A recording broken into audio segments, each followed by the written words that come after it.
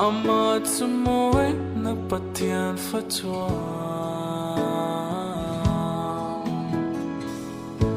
Dule mangai lau thai lau tura tuan Liên chung say lên duat lai an en tim lau te khan Ing tin kei riang lung mol hi Bia thu min lan mai le Shin mi za leng hay dòng piang to zinga Ka chan ching zo om mo Ka ta na para vul chong ngay Ka chiat ka chat en lai po i Min kal san ngai la ve Amak ka ti oi har ka ti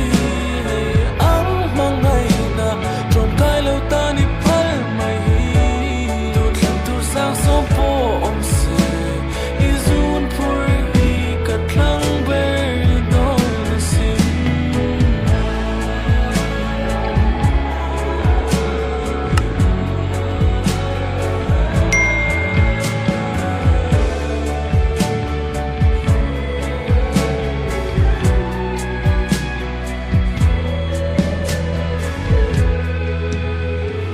Van roa tui nga ma som na lu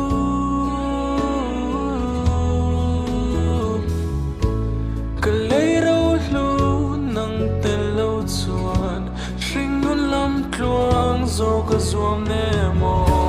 Ka tan pial ral ka nei chun chu nang chong in ni Sui lung lamang her ti rin Min liam san mai lâu la Ring mi za leng hay dòng piang to zinga Ka chan ching zo